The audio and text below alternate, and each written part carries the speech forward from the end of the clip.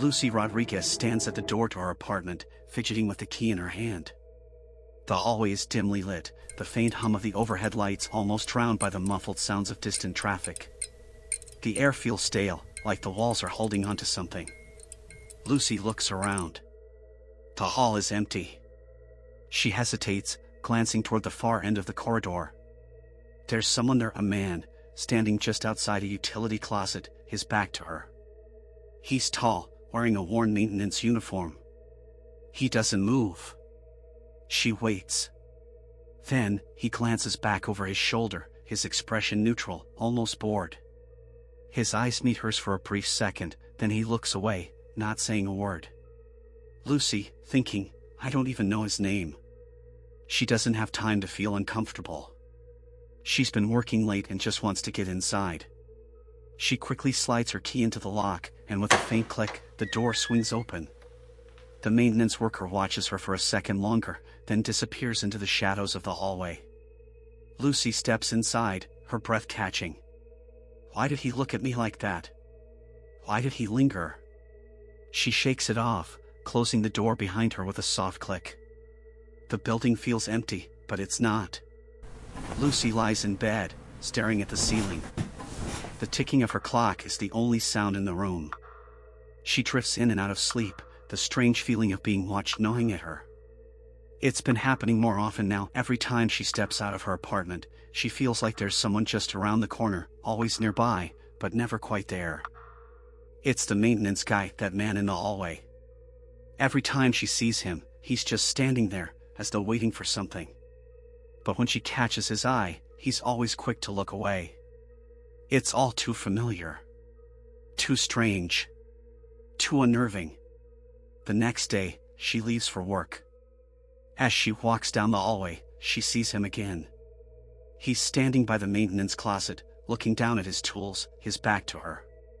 She freezes for a second, but doesn't stop. She keeps walking, trying to ignore the unsettling feeling building in her chest. She turns the corner, but then hears something. A door creaking. It's faint, almost imperceptible, but the sound is unmistakable. Her door. The hairs on her neck stand up as she walks faster. When she reaches her apartment, she breathes a sigh of relief. The door is still closed. But something's not right. The quiet. The unsettling calm that hangs over her apartment. Lucy's apartment is dark when she arrives home later that evening. She's exhausted, but there's that strange unease, the sense that someone's been in the space while she was away. She heads to the kitchen, flicking the light on. The moment the bulb clicks on, she freezes. A shadow in the corner, a tall figure standing motionless. It's him. The maintenance guy. Standing in her kitchen. Not moving. Not speaking. Lucy's breath catches in her throat. She takes a step back, every muscle in her body tensing. What the hell is he doing here? She opens her mouth to say something, but he speaks first, his voice low, almost emotionless. Maintenance guy, I was checking the pipes. A small leak. Should be fine. His tone is too calm. Too nonchalant. But he doesn't seem to be in a rush. He's not leaving. She nods, forcing a smile. Lucy, shaky, thanks, but I can handle it myself. He doesn't respond, just stands there, still. For a moment, she thinks he might say something else, but then he turns and walks out of the kitchen without another word. The door clicks shut softly behind him. The room feels colder now. Something's off. Lucy stands there for a long moment, trying to shake the unease creeping up her spine. Why was he so calm? Why didn't he even explain what he was doing? Why didn't he knock? But as she walks to her bedroom, she notices something, a small smudge on the window near the door. Like someone had pressed their face against it. Her stomach drops. Lucy can't sleep. She keeps staring at the spot where the window had been. The smudge keeps gnawing at her. Her eyes are wide, bloodshot. She's tired. Tired of the strange feeling. The feeling of being watched. Her apartment feels like a cage. The walls closing in, suffocating her. Every creak in the floor feels like someone's right behind her. She gets up and starts pacing, her mind racing. Then, she spots something. Her phone. A notification. It's a text from her friend, Jessie. Jessie, text, "Are you okay? You've been really distant lately. Everything alright?" Lucy doesn't respond immediately. No one can understand. No one can know what she's been feeling. She can't explain it. The way the building feels like it's watching her, like there's something just outside the edge of her vision. She looks around her room. The apartment is still. Too still. Then, she notices something else. The closet door is slightly ajar. Her heart stops. She knows she left it closed. She's sure of it. She walks toward the closet, slow, deliberate steps. Her breath catches as she pulls the door open. Inside, nothing. Just clothes. Nothing out of the ordinary. But then, her eyes catch something. A small camera hidden behind a pile of jackets, barely noticeable. A motion camera, small and discreet. Her blood runs cold. It's aimed at her bed. She stumbles backward, heart pounding in her chest. What the hell? She doesn't want to think about the implications. The horrible thoughts that start creeping in. The maintenance guy. He's been watching her. Lucy tries to steady her breath, her hands shaking. She needs to confront him. She has to. This can't go on anymore. She calls the landlord. There's no answer. Her mind races, frantically searching for any way to explain what she's found. But no. The truth is clear now. She needs to confront him. The maintenance guy. She grabs her phone, her fingers shaking as she dials his number. It rings a few times before he picks up. Maintenance guy, calmly, "Yes?" "Lucy," voice trembling, "I need to know what you've been doing in my apartment." There's a pause, and then a faint laugh. Too calm. Too unsettling. Maintenance guy, softly, "I've been helping. Watching over things. Making sure you're safe." His voice feels like a cold hand on her throat. "Lucy, you've been watching me. You've been in my apartment, hiding cameras." The line cuts off. The hallway is empty, but the air is thick. Every step Lucy takes feels like it echoes around her. The sound of her footsteps is the only thing she can hear. Her heartbeat pounding in her ears. She reaches the maintenance closet. The door is slightly ajar, just like it was the first time. She pushes the door open, but the room is empty. Empty except for the tools and supplies. Then, she hears it. A soft click. The maintenance worker steps out from the shadows, a smile creeping across his face. Too wide. Too cold. Maintenance guy, you shouldn't have gone looking. The door slams shut behind him. Everything feels cold now. Lucy sits on the edge of her bed, trembling. Her mind spins as she stares at the hidden camera she found in her closet. Her hands shake violently as she pulls her phone from her pocket, searching for any way to stop the panic surging through her body. She dials 911. The line rings. She's waiting for someone to answer, but in her head, she can already hear his voice. The maintenance guy. The man who has been watching her all along. Lucy whispers to herself, what if he knows? The sound of footsteps in the hallway outside her apartment pulls her out of her thoughts. She freezes, every muscle in her body locking up.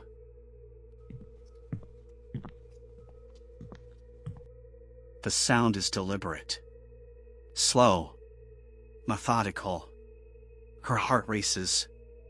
Her fingers tremble as she sets the phone down, trying to stifle her breathing.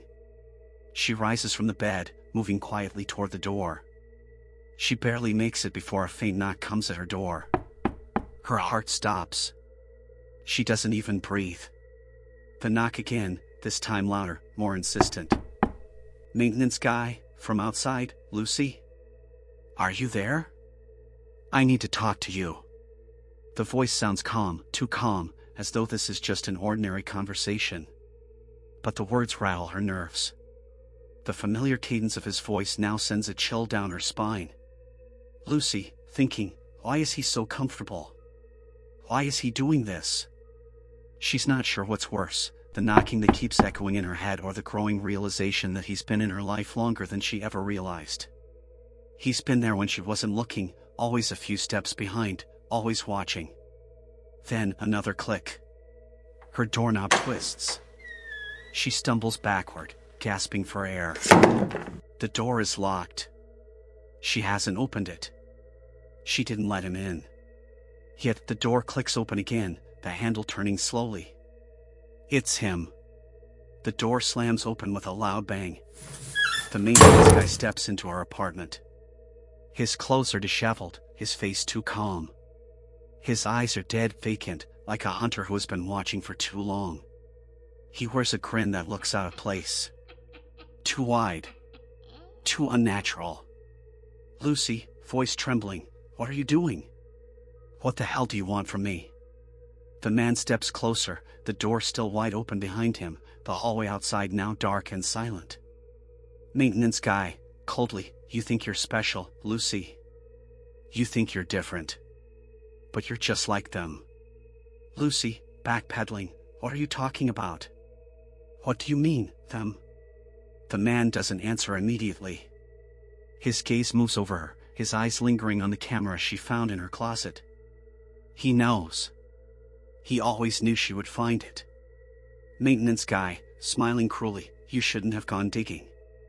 The others were much smarter. They didn't want to know. They stayed blind. Her mind races. The others. What others? The man steps even closer. The air grows thick, like a storm is coming. Her heart pounds in her chest, and her breath is shallow, but she can't tear her eyes away from his dead stare. Lucy, stammering, who are you? Why are you doing this? He tilts his head slightly, and for a moment, his expression softens, almost like he's pitying her. Then, without warning, he pulls out a small notebook from his pocket and flips it open. Maintenance guy, I keep track of everything. I've been watching you. Watching all of you. I know what makes people tick. I know what makes them feel safe, and what makes them vulnerable. He flips through the pages, showing her crude drawings of women from the building. Each page has notes. One says Emily, quiet. Used to leave at night. Never questioned me. Another says Jessie, the loud one. Good for distraction. His voice is low and steady, but the words come out in a sickening rhythm. Maintenance guy, whispering, it's all about control, Lucy. You were never in control here. You never saw me watching. He stops at a drawing of her. Lucy's face, sketched crudely, her eyes wide, a fearful expression etched into the paper. Lucy, horrified, you've been stalking me? The maintenance guy's grin widens. A predator's grin. Maintenance guy, softly, stalking? No. Observing. I'm just part of the building. I maintain the walls, the rooms, the lives. And if you knew what was good for you, you'd stop asking questions. You'd leave well enough alone. He steps closer to her. His eyes never leave her. Lucy, no. You're insane. This is. Maintenance guy, suddenly intense, this is your last warning. The others didn't listen. And now, they're gone. Forever. He leans in close to her, too close, his breath hot against her ear. Maintenance guy, whispers, but you, Lucy. You're different. You'll be special. You'll get to stay. Forever. Lucy's mind races. The sickening truth begins to sink in, he's not just a maintenance guy. He's been using the building as his hunting ground, monitoring and controlling everything. Her thoughts scatter as she looks around the room, but the walls feel like they're closing in. She's trapped. The door is shut. The exit is blocked. She steps back, but he grabs her arm. His grip is ironclad. Lucy, panicking, what do you want from me? The maintenance guy smiles again, sickeningly slow. Maintenance guy, I want you to stay. I want you to be quiet. You'll learn how to stay still, just like the others. His hands move around her neck, but she kicks him, knocking him off balance. She runs, but she can't make it to the door. He's faster than she expected, his hands snapping around her wrist, pulling her back. The force makes her stagger. Lucy, yelling, "You're a monster. Let me go." He leans in close, his breath cold against her skin. Maintenance guy, whispering, amused, "I've been preparing for this. You've been in the building long enough. I knew you'd come around eventually." The door was always the last test. He drags her backward, toward the maintenance closet. The walls seem to close in even tighter now. The air feels thick, suffocating. Lucy's eyes dart around the room, desperately searching for something, anything to use to defend herself. The cluttered tools and broken equipment seem to mock her. She's out of options. The maintenance guy closes the door behind her with a soft click, trapping them inside. Maintenance guy, calmly, "No more running. You're staying with me, Lucy. Forever." He steps back, giving her a moment to take in the room. The walls are lined with photos, some of them blurry, others crisp, showing every tenant that has ever lived in the building, his trophies. Lucy looks at the floor beneath her. There's a trapdoor, a hidden escape, one that leads deeper into the bowels of the building. She lunges for it. But it's too late. Notation, angrily /speed, high/tone, "Hi, I won't let you leave." The room fills with darkness.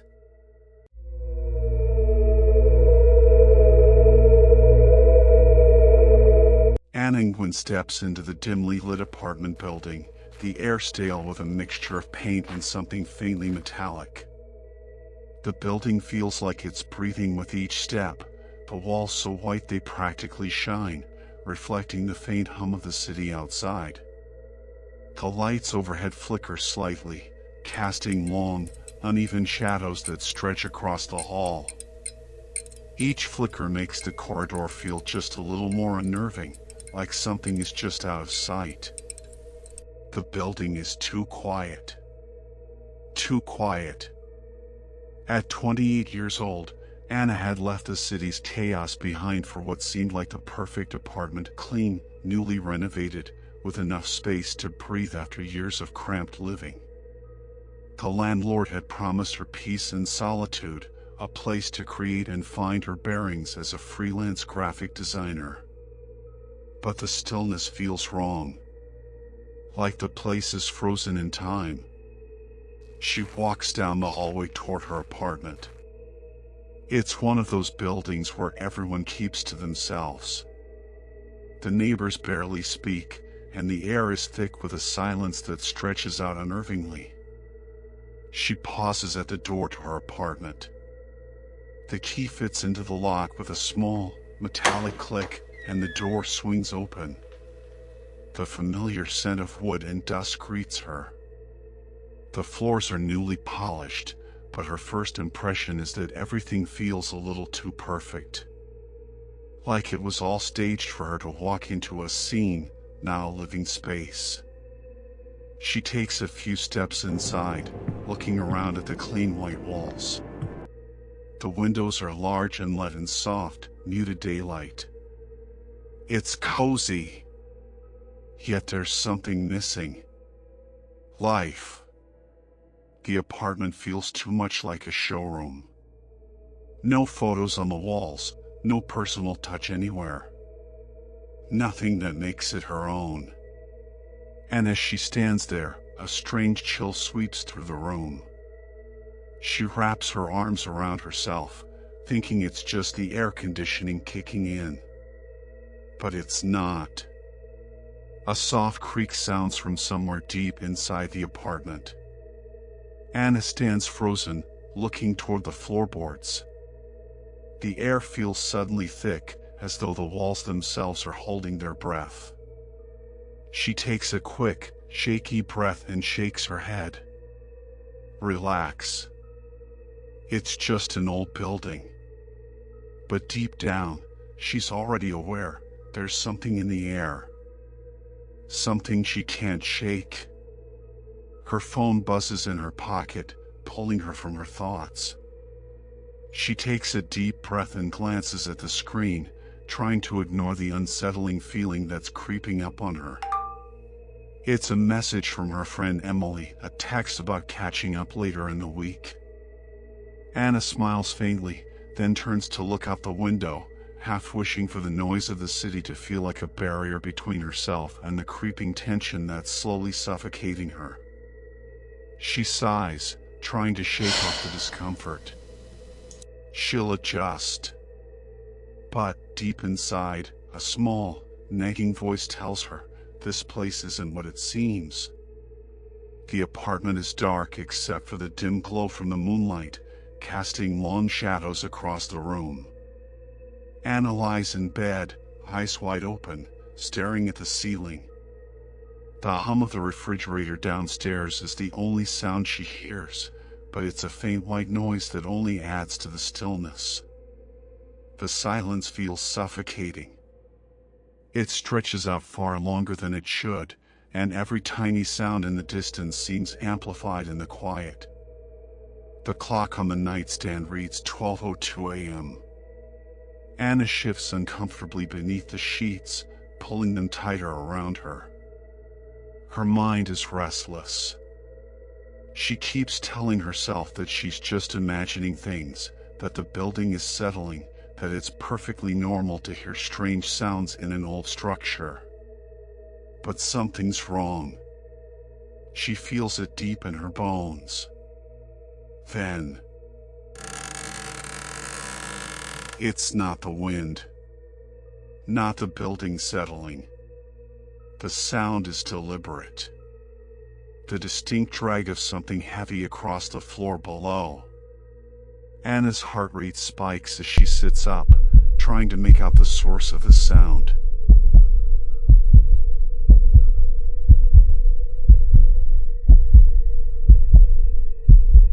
Someone's knocking from below. She lies still, too scared to move, her mind racing. The sound comes again, closer now. A loud scraping, followed by another soft knock, deliberate and unnervingly slow. It feels like something's walking beneath her, moving in the shadows. Slowly. Methodically. Anna holds her breath, wondering if she's imagining it. But the next sound, a creak underfoot, answers her question. Someone is there. The sound is too precise, too deliberate. She reaches for her phone to check the time, 12:17 a.m. Her pulse is pounding in her ears. She quietly slips out of bed and tiptoes to the door. Her hand hesitates above the handle, but the moment she touches it, a fresh wave of cold air hits her face, making her pull back. The sound continues, louder, now, closer. Something moving in the apartment below. A soft, rhythmic breathing is almost audible, barely a whisper beneath the floorboards. No! This isn't her imagination anymore. The walls are closing in. Something is down there. She backs away from the door, heart racing, and pulls the sheets back over her. She tries to close her eyes, but the noise doesn't stop. It's louder. Closer. The walls feel like they're pressing against her.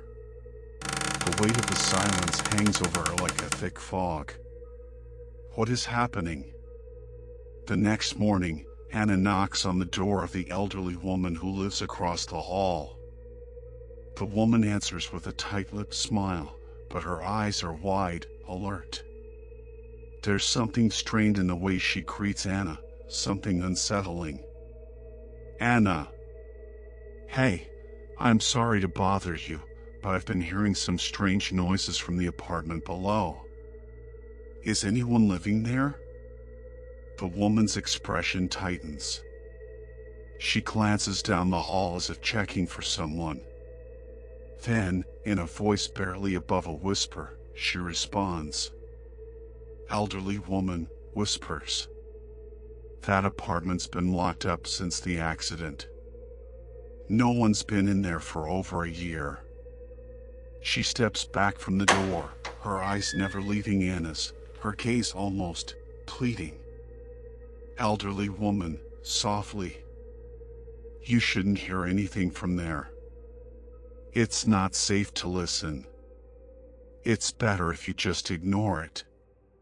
The door closes abruptly, leaving Anna standing in the hallway, the words hanging in the air like a warning.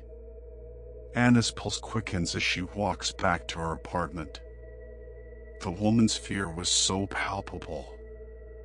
Why would she act like that unless something was truly wrong? As Anna turns the corner, she hears it again, the soft scraping, the knocking. Closer. Louder. A chill runs down her spine. She pushes open her apartment door, her hand shaking as she locks it behind her. Something is wrong in this building. And now, Anna knows it's not just the apartment below her. It's something far darker. The air in the vacant apartment feels thick with dust and stagnation, as if time itself had been frozen inside the walls. Anna steps carefully through the dimly lit space, her footsteps barely making a sound against the worn wooden floors. The apartment feels like it's holding its breath, waiting for someone to disturb the silence. The landlord gestures around the space with a too-wide smile, almost forcing the cheerfulness into his voice. Landlord. See? It's all cleared out, no one's lived here for months. Anna's eyes scan the room, dust-covered furniture draped in plastic sheets. Everything looks untouched, like a museum exhibit. The smell of mildew lingers in the air, like the place has been locked up for decades. The silence presses in, the walls too quiet, almost as though the apartment has been forgotten by time itself. Landlord. The pipes burst last year. Had to cut the place. But it's safe now. Ready for a new tenant. Anna doesn't reply immediately. She's already walking toward the vent above her head, the metal grate shiny and cold, like something out of place in a room frozen in time.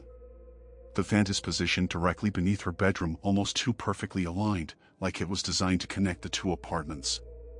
A shiver crawls up her spine. She feels it, like someone's eyes are on her. The air feels too heavy, thick with the knowledge that something shouldn't be here. Something was waiting. Anna quickly turns back to the landlord, but as she does, she hears a soft scratching sound from inside the walls, barely audible at first, just a whisper of sound. Her heart skips a beat. She looks at the landlord, then at the walls. Landlord's eyes don't meet hers. Landlord. Well, that's it. All sealed up tight. He laughs nervously. Nothing to worry about. But Anna's eyes don't leave the vent. Something about it makes her feel like the apartment is holding its breath, waiting to release whatever it is that's hiding beneath. She looks down at the floor, then back at the landlord, a knot tightening in her chest. Something isn't right here. Anna lies in bed, tossing and turning. The sheets feel too cold, too rough against her skin, and the silence is almost oppressive. She keeps hearing the noises in her mind, faint but constant. Scraping. Tapping. Like something is moving beneath her, moving closer. A soft hum from the refrigerator echoes in the stillness of the room. 12:35 a.m. Anna lies on her side, wide awake, staring at the ceiling. She thought she'd heard something earlier, a soft, almost imperceptible whisper beneath her bed. But it could have been the wind. Or maybe just the building settling, like the landlord had said. She pulls out her phone, shaking, and opens the camera app. After a long moment, she positions the motion-activated camera beneath the vent, convinced that there must be an explanation. It connects to her phone. She sets it up, telling herself, just to prove I'm not crazy. The next morning, her phone vibrates with a notification. Motion detected, 3:42 a.m. Her heart races. She opens the notification. The video loads, grainy and distorted, the angle shaky. She watches in horror as the camera shows the vent beneath her. Then a shape, a figure, a man, crawling, slowly, methodically, shirtless and dirty, his skin pale and mottled with grime. His back arches unnaturally, his movements jerky. His head tilts up, and his eyes lock onto the camera. He's smiling. It's not a friendly smile. It's unnerving, twisted. The man is smiling as if he knows her. Her breath catches in her throat. She feels suffocated. Her phone feels like it weighs a ton as she grips it tightly in her shaking hands. He doesn't blink. His eyes never leave the camera. And as he inches closer toward the vent, his smile widens, distorting his face into something unnatural. Anna gasps, her throat closing as her vision blurs. She can't breathe. No! What the hell is this? She yells, the words strangled in her throat, her body shaking uncontrollably as the video continues to play, the figure crawling closer, his eyes never once blinking. She can't move. She can't think. The terror floods her body, and she throws the phone across the room in panic. But it's not over. She knows it isn't. It's never going to be over. The room feels cold. The fluorescent lights overhead flicker sporadically, casting a harsh light on the scene. Anna stands in front of the officers, the video playing on the small screen between them. Her eyes are wide with panic, her breath shallow. You said this happened at 3:42 a.m.? This looks like some kind of prank video. He squints at the screen. Could be one of those deepfake things, right? Anna shakes her head, voice rising in desperation. Anna, frenzied. No! This isn't a prank. That's not a glitch. I saw him. I saw him under my floor. He was smiling at me. I'm not making this up. The officers exchange a glance. Maybe you're just stressed. This could be a side effect of stress or a lack of sleep. Beat. You said you just moved in. Could it be anxiety? The words cut through her like ice. She feels isolated. Why can't they see? The fear surges up inside her throat, choking her. Anna, pleading. You don't understand. You don't know what's happening. There's someone in my walls, and he's watching me. He's watching me right now. But it's no use. The words feel hollow. Maybe you should think about talking to someone. Just for your own peace of mind. Her heart shatters. She's alone. The paranoia creeps into her bones like ice. Anna locks every door. Nails every window shut. She sets up multiple cameras around the apartment, each one pointed at the corners, the closet, the vent. The knife she sleeps with is always within arm's reach. But nothing can calm her. Nothing can take away the feeling that she is being watched. The apartment feels smaller now.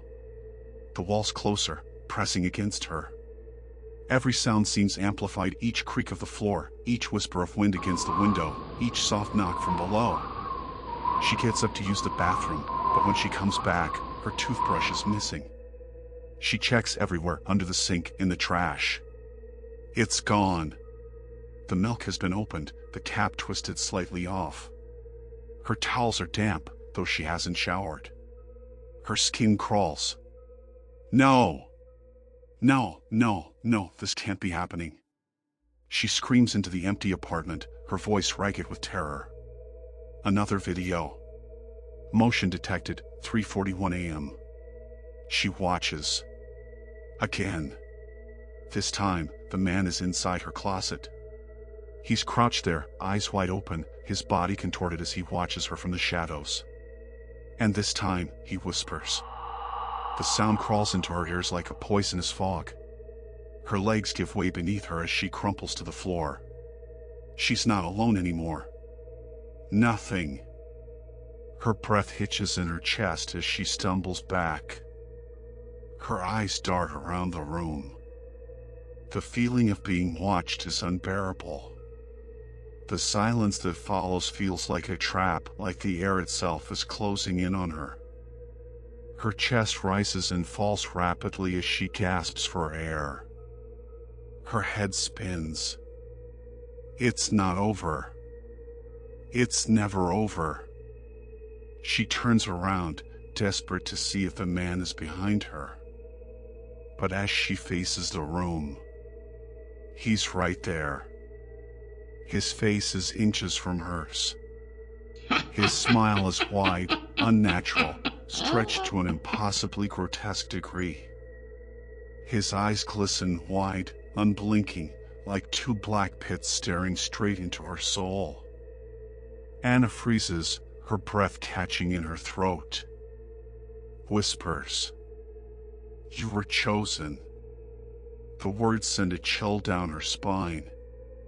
Chosen? How? Why? She can't breathe. Her body is frozen, caught between fight and flight. Her limbs feel heavy, as if all the blood has drained from them. He's here. And there's no escaping him. There never was. The air in the room grows thick, the oppressive weight of his presence choking the life from her. Her heart pounds so loudly in her chest it feels like it might burst. Her body is trembling, but she can't look away from his eyes. The smile stretches further, too wide, too wrong. Her vision blurs, and the world feels like it's spinning out of control. Then he's gone. The air shifts. The room falls silent. Anna stumbles backward. She's disoriented. The walls seem to close in around her. The light flickers. For a second, she could have sworn she saw his face in the corner of the room, but then the light shifts, and it's gone. Is she going insane?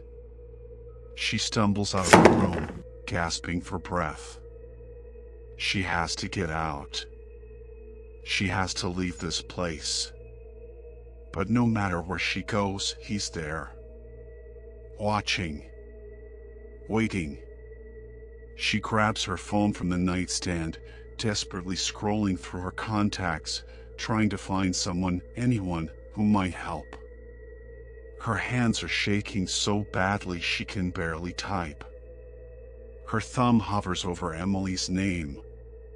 She's about to hit send when the phone buzzes. Another video. Her heart stops. She's paralyzed. Her thumb is frozen. Her mind races. She already knows what it is. She doesn't need to look at the notification to know. But she does anyway. Motion detected, 3:41 a.m. She presses play. And this time, she can't breathe. He's inside her closet. But he's not standing anymore. He's crouching, his face almost touching the floor. His eyes still staring, never blinking. His smile is whiter, more twisted, as if the man is morphing into something unearthly. And then, the image blurs. Her stomach churns. She can't look away, but she wants to scream. She wants to run. But she's trapped. Trapped in this nightmare. The apartment is unnervingly still. Anna has spent hours preparing, setting up the trap, ensuring everything is in place. She leaves the front door unlocked, the only invitation for whatever dark thing lurks behind the walls. Knife under her pillow, the cold steel a reminder that she is still in control for now. The night stretches out before her. Silence surrounds her like a suffocating blanket. The sound of her breathing is loud in her ears, each breath louder than the last. Her hands shake as she tries to steady herself, clutching the knife in an almost desperate grasp. Her knuckles are white, her fingers rigid. She waits. The seconds feel like hours, the tension in the air so thick it presses against her skin. Her heart beats loudly in her chest. But there's nothing. No sound. No movement. Only the oppressive weight of the silence. Anna's eyes dart around the room, her senses straining. Every floorboard creak feels amplified. Her mind races. What if he's already in here? She breathes in, slowly, trying to calm herself, trying to stay rational. Then, creak. The closet door moves, just slightly. The hinges groan softly, barely audible. Her heart lurches in her chest. He's coming. Creak. The door opens. It moves inch by inch, agonizingly slow, like a countdown, each second stretching into an eternity. The silence grows unbearable. Anna's breath catches in her throat. Her skin prickles. He's there. He's so close. She feels the knife beneath her pillow, her fingers itching to strike. She holds her breath, forcing herself to stay still. She can't make a sound. If she makes a sound, it'll be too late. The door opens further, the darkness in the closet growing thicker. Anna grips the edge of the bed, her entire body tense. Waiting. Then, snap. She can't hold it anymore. The scream bursts out. Her voice breaks the stillness of the apartment. She jumps forward, the knife raised in her hand, her heart pounding in her throat. The closet is empty. Anna doesn't know how she gets to the basement.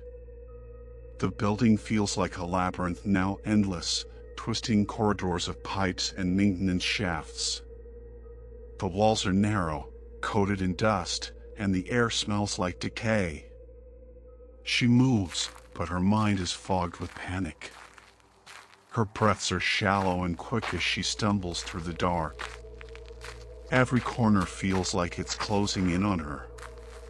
She hears the faint echoes of her own footsteps, muffled, as though the sound is being swallowed by the walls. She comes across a set of old photos, some pinned to the walls, others scattered on the floor. Her stomach turns when she sees them, photos of her, taken in her apartment. But they're not recent. They look like they were taken months ago. Her heart races as she picks up one of the photos, the edges worn and torn. It shows Anna, sitting at her desk. But she's not alone. In the background, there's a shadow, too dark to make out, but the eyes, she can see the eyes. His eyes. She stumbles back, dropping the photo as her mind whirls. No! This isn't possible. She's not just a tenant. She's been part of this. Part of the game he's been playing for years. The apartment building was never just a place to live. It was a trap. A hunting ground. The man, he's been living inside the walls. Using the vents, the crawl spaces, to move between apartments. No one could see him, no one could hear him. He's been waiting for someone like her. She stumbles forward, her mind racing. It's too much to process.